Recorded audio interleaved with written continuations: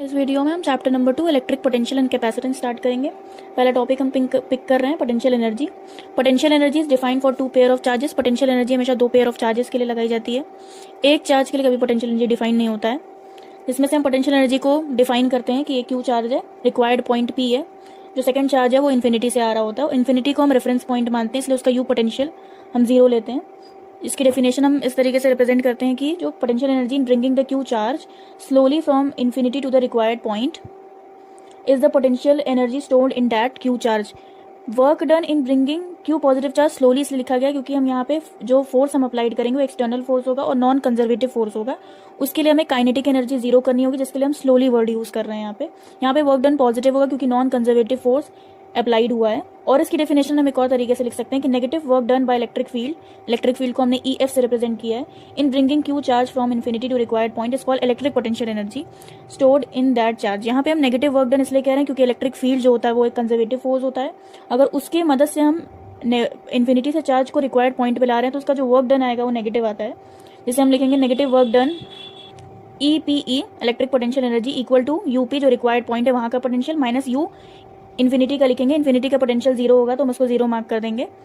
उसके बाद ये तो इसकी डेफिनेशन हो गई कि पोटेंशियल एनर्जी डिफाइन किस लिए होती है। यहाँ पे हम उसका डेरिवेशन सीखेंगे। Derivation of electric potential energy important होता है बोर्ड के लिए। यहाँ पे फर्स्ट क्यू चार्ज यहाँ पर रखा हुआ है 1 पोजीशन पर, P रिक्वायर्ड पॉइंट है जहाँ पे हमें सेकंड चार्ज को लेके आना रहता है। सेकंड चार्ज जो है वो इन्फिनिटी पे होगा। सेकंड चार्ज जब P पॉइंट पे आ जाएगा तो वहाँ इन दोनों की डिस्टेंस R डिस्टेंस हो जाएगी। इस चार्ज से लेकर इस चार्ज की डिस्टेंस जो होगी वो X होगी। यहाँ पे जो हम इलेक्ट्रिक पोटेंशियल एनर्जी निकालें वो इलेक्ट्रिक फील्ड के प्रेजेंस में निकालें, मींस कंजर्वेटिव फोर्स। तो वर्क डन हम यहाँ नेगेटिव रखेंगे। Negative work done equal to delta U होगा। Delta U equal to negative conservative force यानी कि electric field EF equal to minus जो होगा वो इंटीग्रेशन के बाहर आ जाएगा। अगर फोर्स वेरिएबल है तो उसके लिए हमें इंटीग्रेट करना होगा। डॉट dx डिस्टेंस वेरिएबल है। फोर्स का जो फॉर्मूला होता है वो इन दोनों के बीच में जो फोर्स होगा वो निकलेगा K constant, capital Q small q और इन दोनों के बीच की डिस्टेंस जो है वो x दी हुई है वो हम पुट कर लेंगे। डॉट dx फंक्शन यूज किया है मतलब सिर्फ x वेरिएबल होगा यहाँ पे, तो हम x को ही सिर्फ यहाँ पे इंटीग्रेट करेंगे। u जो रेफरेंस पॉइंट है वो यहाँ पे जीरो हो जाएगा। इसको हम इंटीग्रेट करेंगे तो जो कॉन्स्टेंट वैल्यू होगी वो हम इंटीग्रेट के ब्रैकेट से बाहर निकाल लेंगे। इसको इंटीग्रेट करेंगे ऊपर लेके जाएंगे तो x माइनस 2 आ जाएगा डॉट dx। इसको इंटीग्रेट करेंगे तो इंटीग्रेट करने के लिए जो पावर होती है उसमें हम +1 ऐड कर देते हैं, तो -2 + 1 और डिनोमिनेटर में भी -2 + 1 इन दोनों को करेंगे तो x की वैल्यू -1 आ जाएगी और -2 + 1 हो जाएगा -1 इधर इससे मल्टीप्लाई हो जाएगा इस माइनस से, तो माइनस माइनस पॉजिटिव हो जाएगा, तभी यहाँ पॉजिटिव KQX लिखा हुआ है। उसके बाद ब्रैकेट में ये जो x है -1 इसकी जो अपर लिमिट है वो R रहेगी क्योंकि हमारा जो x फाइनल है वो R है और x इनिशियल इन्फिनिटी है, तो हमारी जो लोअर लिमिट है वो इन्फिनिटी रखी गई है जिसकी वैल्यू अप्रॉक्स 0 आ जाती है, तो हमने यहाँ पुट नहीं किया है।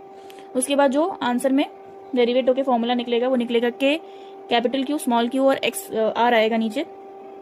ये हमारा इलेक्ट्रिक पोटेंशियल एनर्जी का फॉर्मूला निकल आता है। इसके कुछ इंपॉर्टेंट पॉइंट्स हैं जो दिमाग में रखने चाहिए न्यूमेरिकल सॉल्व करते वक्त कि it is a system potential energy. Potential energy हमेशा सिस्टम के लिए निकाली जाती है। Define for two pair of charges, obvious बात है कि सिस्टम के लिए निकाली जा रही तो पेयर ऑफ चार्जेस के लिए होगा।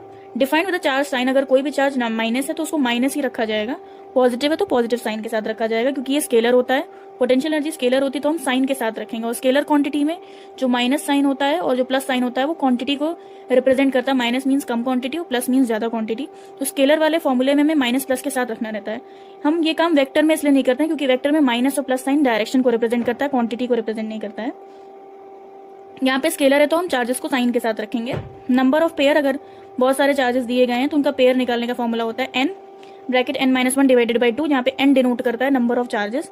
For example 4 pair of charges रखे हुए हैं, दोनों इन सब के बीच में जितने पेयर्स बनेंगे 4 चार्जेस तो हमने 4n की वैल्यू रखा है, 4-1 divided by 2 equal to 6 pair आ जाएगा, मतलब इन चार के बीच में 6 पेयर बनेंगे। Like and subscribe if you like the video. इस वीडियो में बस इतना ही, नेक्स्ट वीडियो में हम चैप्टर को आगे प्रोसीड करेंगे।